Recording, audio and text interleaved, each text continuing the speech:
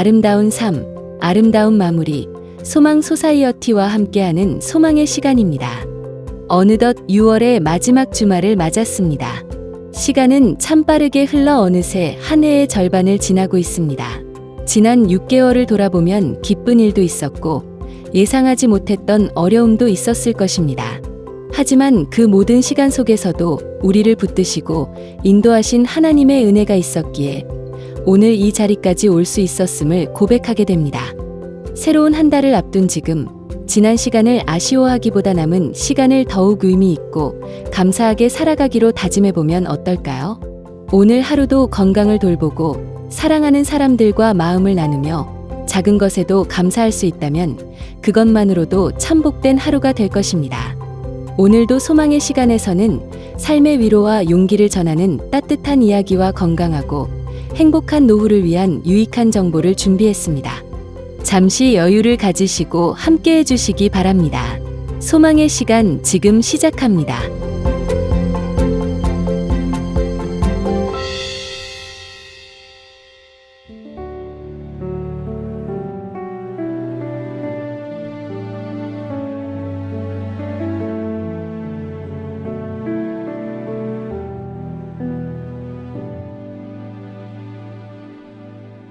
지나고 또 흘러서 이만큼 와버린 우리 수많은 일들은 일어났고 그대와 나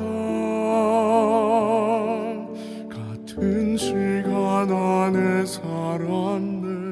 한 번도 단 한 번도 그대의 사랑을 날 떠난 적 없었네.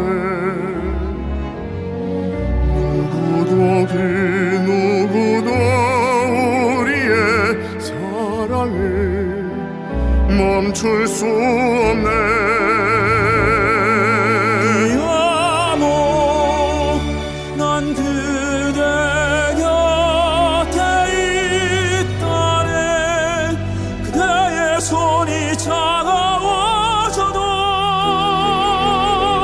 난 지금 여기 머물러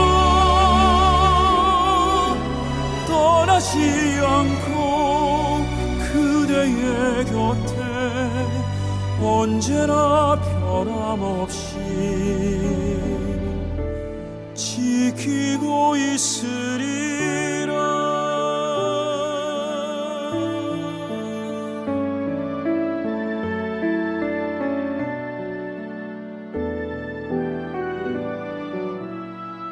한 번도 단 한 번도 우리의 사랑은 날 떠난 적 없었네.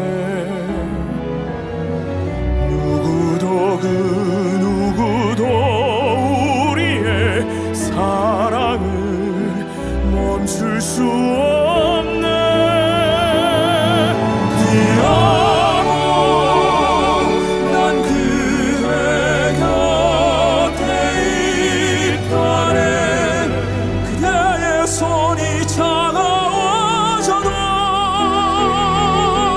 난 지금 여기 머물러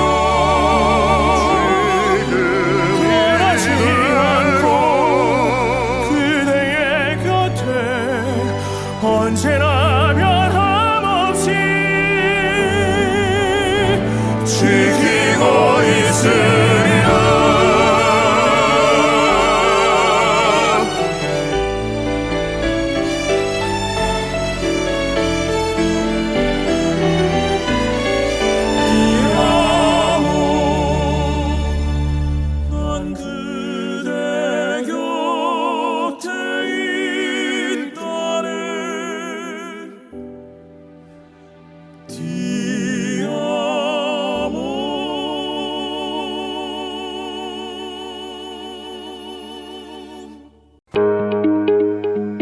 아름다운 삶, 아름다운 마무리, 소망 소사이어티의 소망의 시간입니다.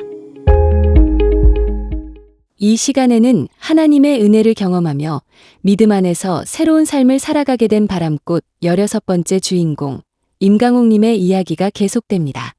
삶의 어려움 속에서도 소망을 잃지 않고 걸어온 여정을 함께 나누며 우리에게도 위로와 용기를 전하는 시간 되시기 바랍니다. 65세에 그동안 주관했던 성경 공부를 마무리하고 은퇴하려고 했습니다. 부목사님이 부임하게 되어서 하던 일을 인계해드리고 그만두려고 했습니다. 그런데 부목사님이 성가대 성경 공부는 시간 관계상 어렵다고 했습니다. 그래서 송별회를 마친 후 성가대원을 위한 성경 공부를 다시 담당하게 되었습니다. 남편은 LA에 이사와서 처음에는 프리랜서로 일했으나 나중에는 병원에 소속되어 일했습니다. 외과 의사와는 마음이 잘 맞아서 80세까지 기분 좋게 일하겠다고 했습니다. 그러나 78세가 되던 해에 병이 났습니다. 2015년이었습니다. 갑자기 어깨에 힘이 없어 양팔이 조정이 안 되고 뚝 떨어졌습니다. 진단 결과 목 디스크라고 했습니다. 어찌 다른 방법이 없어서 수술을 받았습니다. 재활 치료하며 지내던 중에 허리에 문제가 생겼습니다. 허리 디스크라고 했습니다. 목 수술한 것도 아직 회복이 덜 되어 편편치 않았는데 거기에 더해 허리 수술을 받게 되었습니다. 수술 후에도 허리가 영 좋아지지 않았습니다. 여러 번의 검사와 진단 끝에 재수술해야 할 것 같다는 말을 들었습니다. 하는 수 없이 또 수술을 받았습니다. 그 후 6개월쯤 지난 어느 날 남편이 느낌이 이상한지 손목을 짚어보고는 맥박이 이상하게 뛴다고 했습니다. 부정맥 같다고 했습니다. 본인이 의사라서 비교적 쉽게 알아챈 것 같습니다. 진단 결과 심혈관 약 9군데가 막혔다고 했습니다. 스텐트로 해결하기에는 막힌 곳이 너무 많고 심해서 심장 절개 수술을 하게 되었습니다. 1년 반 사이에 큰 수술을 4번 받은 것입니다. 병간호하며 집을 관리하기도 어려워서 2018년에는 조금 적은 집으로 이사했습니다. 남편이 병원 중에 있는데 이사까지 하려고 하니 심신이 매우 피곤하고 지쳤습니다. 수술 후 신경에 문제가 생겼는지 다리에 힘이 없어서 자꾸 넘어졌습니다. 워커에 의지하여 바를 때는 연습도 하고 운동도 하였으나 힘없이 넘어지는 상황은 나아지지 않았습니다. 본인의 좌절감은 말할 것도 없었습니다. 저 또한 넘어진 남편을 일으켜 세우는 것이 보통 일이 아니었습니다. 남편의 허리가 완전히 망가져 힘을 쓸 수 없게 되었기 때문이었습니다. 저 혼자서는 어떻게 할 수 없을 만큼 힘에 부쳤습니다. 이웃에 사는 장로님의 도움을 받기도 했으나 자주 부탁을 드릴 수는 없고 난감한 일이 한두 번이 아니었습니다. 어떤 때는 딸이나 아들에게 연락해 놓고 하염없이 기다리곤 했습니다. 저 자신이 제 상황이 너무나 비참하게 느껴지기도 했습니다. 남편의 회복은 힘들고 길었습니다. 기억력은 점점 떨어지고 자력으로는 움직일 수 없는 남편을 바라보며 그의 존재 가치에 대해 생각했습니다. 왜냐하면 남편은 자기 자신을 위한 삶을 살아갈 능력도 생각도 전혀 할 수 없는 상태였기 때문이었습니다. 그렇다면 왜 그는 그런 모습으로 있게 된 것인지 생각하고 또 생각했습니다.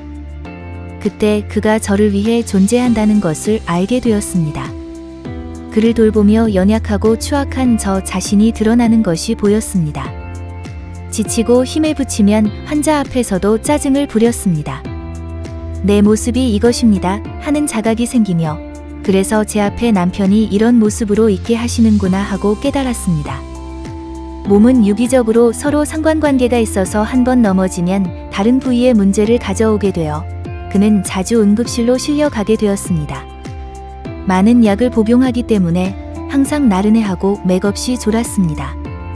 특별히 밤에 화장실을 가다가 잘 넘어졌는데 그런 때는 제가 혼자서 일으킬 수도 없었고 남의 도움을 청하기도 어려웠습니다. 남편이 넘어져 머리에서 피가 많이 흐를 때는 911에 연락하여 응급실에 갔습니다. 병원에서는 확실히 지혈된 것을 확인할 때까지 병원에서 기다리라고 했습니다. 보통 6시간에서 8시간까지 걸렸습니다. 저는 밤새 추운 응급실에서 떨면서 아침까지 기다린 적이 한두 번이 아니었습니다. 지치고 힘든 순간들이었습니다. 한 번은 매우 크게 넘어졌습니다. 응급치료를 받은 후 병원에서 남편은 24시간 경과를 봐야 하니까 비응급치료병원에 가 있어야 한다고 해서 재활센터로 가게 되었습니다. 2021년 4월부터 병원에서 재활센터로, 집으로 그렇게 옮겨 다녔습니다. 병으로 아무것도 하지 못하게 된 남편은 자신이 제멋대로 살아서 하나님이 자신을 하나님 앞으로 인도하시기 위해 병을 허락하셨다고 고백하기도 했습니다. 병이 들어 하나님을 찾으며 마음을 열고 회개하여 하나님 앞에 돌아오니 마음이 통했습니다. 비로소 영적으로 서로 이야기할 수 있었습니다. 그전에는 남편과 제대로 영적인 대화를 할 수 없었습니다. 성경 이야기를 하려고 하면 남편은 들으려고 하지도 않고 당신이나 잘 믿어라고 말하는 시기였습니다. 집에서는 도저히 간호가 안 되겠다 싶어서 장기적으로 거할 양로병원을 알아보기도 했습니다. 그러나 남편 본인이 가고 싶어 하지 않았습니다. 그를 보면서 하나님이 저를 훈련하시려고 여기 두셨다는 자각과 함께 저 스스로 어떤 존재인지 알게 되었습니다. 주님께 하듯 하라는 뜻을 깨달았습니다. 제가 변화되니 남편에게 무엇을 하라고 하기보다는 남편과 아이들이 하나님 앞에 엎드려 기도하기를 위해 기도했습니다. 알고 지은 죄, 모르고 지은 죄 다 용서하여 주시옵소서라고 기도했습니다. 늘 생각하는 것이지만 하나님을 만난 것은 제게는 정말 큰 축복입니다. 다리에 기운이 없는 그가 넘어질까봐 바퀴가 내딸린 워커를 사용했습니다. 제가 휠체어를 차에 들어 올리고 내릴 수 없었기 때문입니다. 코비드19가 안정되면서 교회에서는 대면 예배를 보게 되었습니다. 여러 차례의 수술과 약으로 인해서 남편은 기억력이 많이 나빠졌습니다. 교회에 가면 많은 교인이 남편에게 와서 인사를 하였습니다. 남편은 그들이 누군지 잘 알아보지 못했습니다. 남들이 남편에게 치매가 왔다고 수군거리는 것이 싫었습니다. 그래서 교우들이 인사를 하면 무조건 웃으라고 말해 두었습니다. 남편은 제 말대로 다른 사람들을 향해 순진하고 귀여운 모습으로 미소 지었습니다. 남편의 기력도 점점 떨어져 가니 간병인을 수소문해서 구하게 되었습니다. 교인이 아는 분의 아는 분을 몇 차례 건너서 소개받았습니다. 그녀는 유방암 사기라서 뼈에까지 전이가 됐다고 하는데 수술도 하지 않고 정상인처럼 살고 있었습니다. 성경 읽어주기, 찬송, 기도를 함께 해주고 운동도 시켜주었습니다. 일주일에 3번 정도 왔습니다. 남편이 떠나기 전 6개월간 우리 집에 와서 저를 도와주었습니다. 그녀의 남편도 같이 와서는 정원 관리도 도와주고 차도 닦아주었습니다. 한참 어려운 시기에 그 부부에게서 많은 도움을 받았습니다. 참 고마웠습니다. 남편은 봄에 떠났습니다.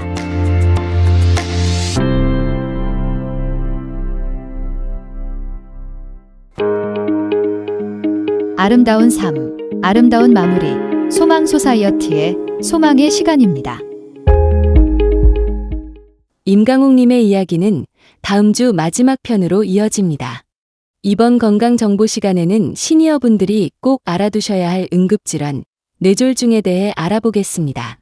뇌졸중은 시간을 다투는 질환인 만큼 초기 증상을 빨리 알아차리고 신속하게 대처하는 것이 무엇보다 중요합니다. 뇌졸중의 대표적인 증상과 예방법, 그리고 응급 상황에서 어떻게 대처해야 하는지 함께 살펴보겠습니다.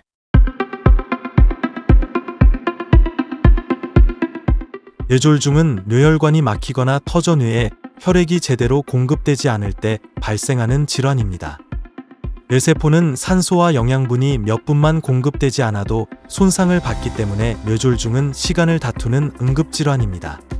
미국에서는 뇌졸중이 사망 원인 5위에 해당할 만큼 흔한 질환이며 나이가 들수록 위험도 크게 증가합니다. 그렇다면 뇌졸중은 어떻게 알아챌 수 있을까요? 가장 대표적인 증상은 갑자기 한쪽 얼굴이 처지거나 한쪽 팔이나 다리에 힘이 빠지는 것입니다. 또 말이 어눌해지거나 상대방의 말을 이해하지 못하기도 합니다. 갑자기 한쪽 또는 양쪽 눈이 잘 보이지 않거나 심한 어지럼증으로 균형을 잡지 못하고 이전에 경험하지 못한 심한 두통이 나타날 수도 있습니다. 이럴 때 기억해야 할 것이 바로 패스트입니다. F. 페이스는 얼굴입니다. 웃어보라고 했을 때 한쪽 입꼬리가 처진다면 의심해야 합니다. A. 암주는 팔입니다. 양팔을 앞으로 들어보라고 했을 때 한쪽 팔이 힘없이 내려간다면 위험 신호입니다. S. 스피치는 말입니다. 간단한 문장을 따라 말하게 했을 때 발음이 어눌하거나 제대로 말하지 못한다면 뇌졸중일 가능성이 있습니다. 그리고 T. 타임은 시간입니다. 이런 증상이 하나라도 나타난다면 기다리지 말고 즉시 911에 전화해야 합니다. 혹시 증상이 몇 분 만에 좋아졌다고 안심해서도 안 됩니다. 이것은 일과성 허혈발작 TIA일 수 있는데 흔히 미니 뇌졸중이라고도 부릅니다. 잠시 혈관이 막혔다가 다시 뚫린 상태이지만 앞으로 큰 뇌졸중이 발생할 수 있다는 중요한 경고 신호입니다. 증상이 사라졌더라도 반드시 응급실에서 진료를 받아야 합니다. 뇌졸중은 크게 두 가지입니다. 첫 번째는 허혈성 뇌졸중으로 혈관이 혈전 때문에 막혀 생기는 경우입니다. 전체 뇌졸중의 약 90%를 차지합니다. 두 번째는 출혈성 뇌졸중으로 혈관이 터져 뇌 안에 출혈이 생기는 경우입니다. 두 경우 모두 빠른 치료가 매우 중요합니다. 그렇다면 뇌졸중은 왜 생길까요? 가장 큰 원인은 고혈압입니다. 이 밖에도 당뇨병, 고지혈증, 심방세동 같은 부정맥, 흡연, 비만, 운동 부족, 과음 등이 위험을 높입니다. 다행히 뇌졸중은 생활 습관을 통해 상당 부분 예방할 수 있습니다. 혈압과 혈당, 콜레스테롤을 꾸준히 관리하고 일주일에 150분 정도 걷기 같은 유산소 운동을 하시는 것이 좋습니다. 또한 채소와 과일을 충분히 드시고 짠 음식과 기름진 음식은 줄이시기 바랍니다. 금연과 절주도 매우 중요합니다. 마지막으로 꼭 기억하실 것이 있습니다. 뇌졸중은 시간이 곧 뇌라는 말이 있을 정도로 치료 시기가 중요합니다. 증상이 나타난 뒤 가능한 빨리 치료를 받을수록 후유증을 줄이고 회복할 가능성이 높아집니다. 혹시 본인이나 가족에게 얼굴이 처지고 팔에 힘이 빠지고 말이 어눌해지는 증상이 갑자기 나타난다면 망설이지 마시고 즉시 911에 전화하시기 바랍니다. 오늘의 작은 관심과 준비가 여러분의 건강한 삶을 지키는 큰 힘이 될 것입니다.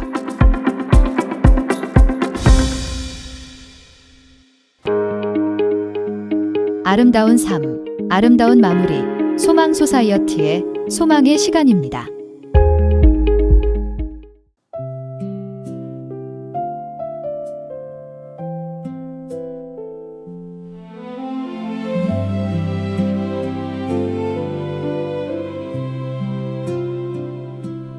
마른 땅처럼 메마른 내 마음에 한 방울씩 스며드는 생수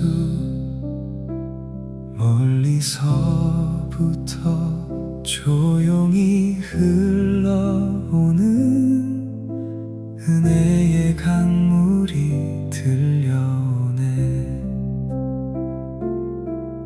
이제는 멈출 수 없네. 은혜의 강물아 흘러 내 영혼 깊숙이 적셔주소서. 바다처럼 넘쳐나게 주님의 사랑으로 가득 채우소서.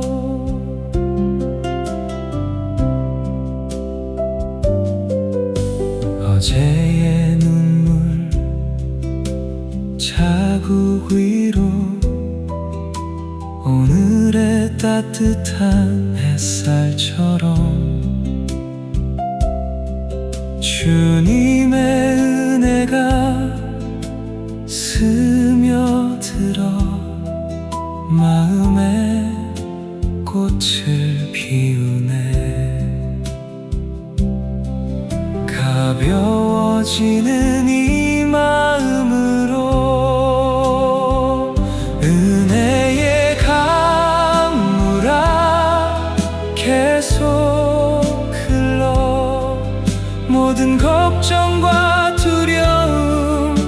씻어주소서.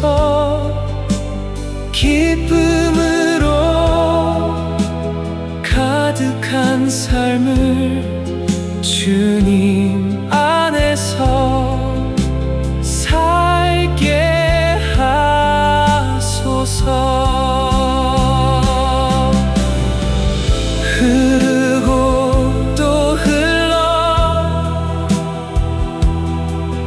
끝없이 퍼져가는 은혜, 내 삶 전체를 밝게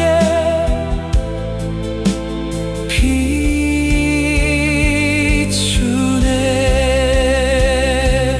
은혜의 강물아 영원히 흘러 나를 통해 다른 이에게도 주님의 사랑 전해지게 하소서.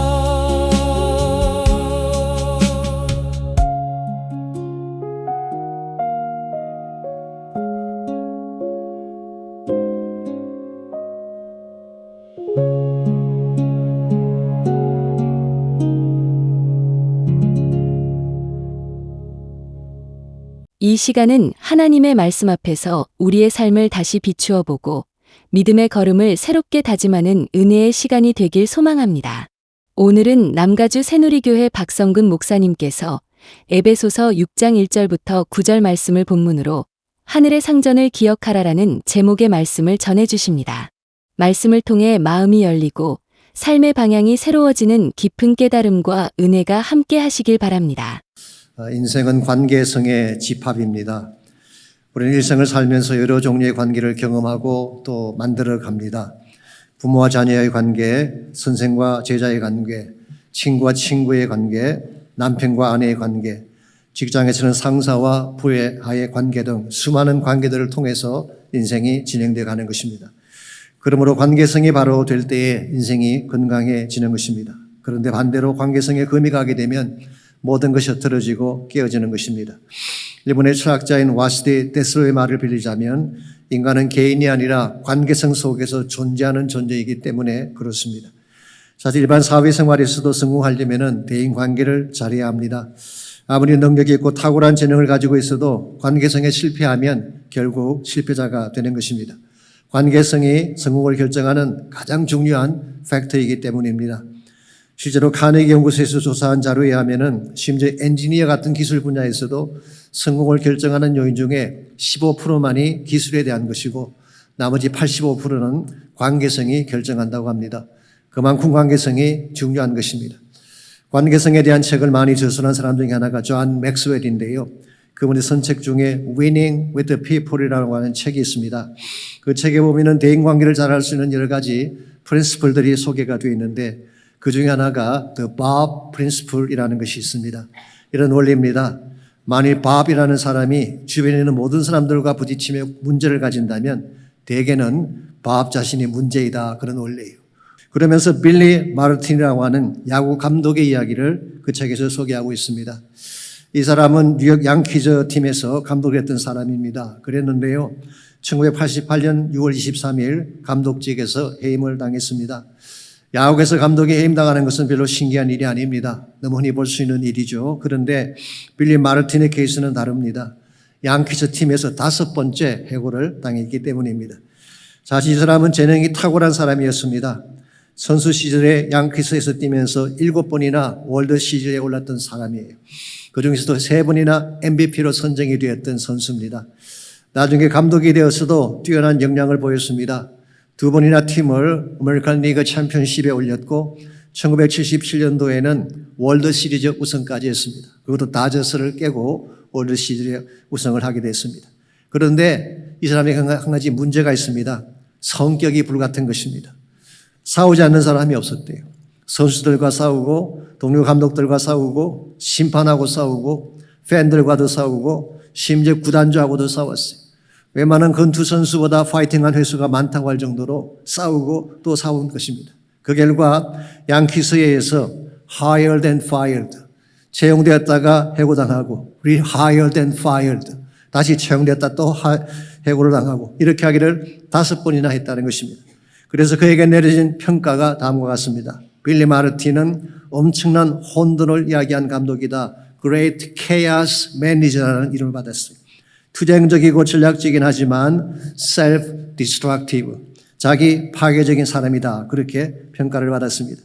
여러분, 이런 사람은요, 자신도 상처를 받지만 주변 사람들에게도 큰 상처를 남기게 되어 있습니다. 깨어진 관계성은 모든 사람을 아프게 하고 불행에 빠뜨리기 때문입니다. 이런 의미에서 건강한 관계성을 만들어가는 것은 대단히 중요한 것입니다. 그래야 자신도 건강해지고 주변에도 아름다운 영향을 끼칠 수가 있는 것입니다. 특별히 여러분과 저는 예수님을 따르는 제자 아닙니까?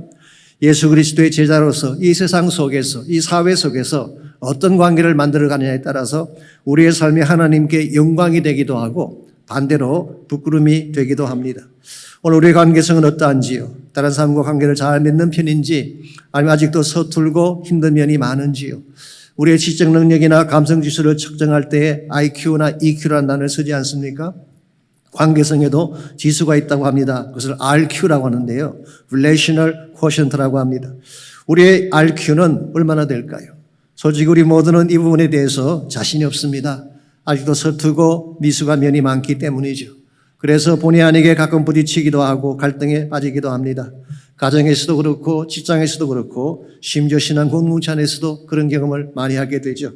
그러나 우리는 이것을 반드시 극복해야 됩니다. 이걸 회복해서 좋은 관계를 만들어 가야지 하나님께 영광이 되는 것입니다. 아름다운 삶, 아름다운 마무리, 소망 소사이어티의 소망의 시간입니다.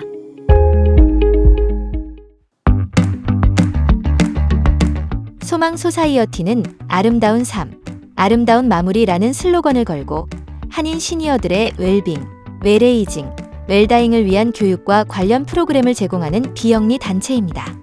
2007년부터 지금까지 사는 동안 함께 누리고 함께 나누는 아름다운 삶을 살도록 한인 시니어들에게 봉사의 기회를 제공하고 아름다운 기부 문화를 만들어 나가며 당하는 죽음이 아닌 맞이하는 죽음으로 인생의 아름다운 마무리를 할 수 있도록 교육하며 돕고 있습니다. 소망 소사이어티는 사전 의료 지시서가 포함된 소망 유언서를 작성함으로써 뜻하지 않은 질병 혹은 사고로 의식불명 상태가 되었을 때 어떠한 의료행위를 받을 것인가를 미리 결정하고 문서로 남겨 환자와 가족이 존엄한 임종과 아름다운 마무리를 할 수 있도록 돕고 있습니다.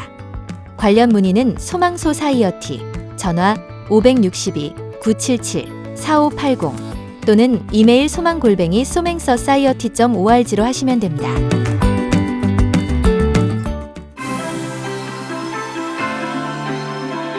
소망의 시간은 에이시안 워맨 리더십인 필란트로피 펀드 후원으로 제작되었습니다.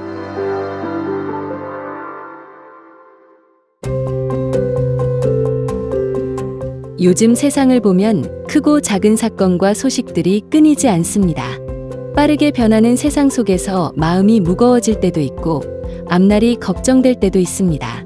그럴수록 우리의 마음을 지키는 일이 무엇보다 중요합니다. 서로를 격려하는 따뜻한 말 한마디, 가족을 향한 작은 관심, 그리고 하나님을 향한 믿음이 우리에게 큰 힘이 되어줍니다. 새로운 한 주도 건강을 잘 돌보시고 사랑하는 가족들과 함께 웃을 수 있는 시간을 많이 만들어 가시기 바랍니다. 어려운 시대일수록 소망을 잃지 않는 사람이 가장 강한 사람입니다. 지금까지 소망의 시간이었습니다. 다음 주에도 따뜻한 이야기와 유익한 정보로 다시 찾아뵙겠습니다.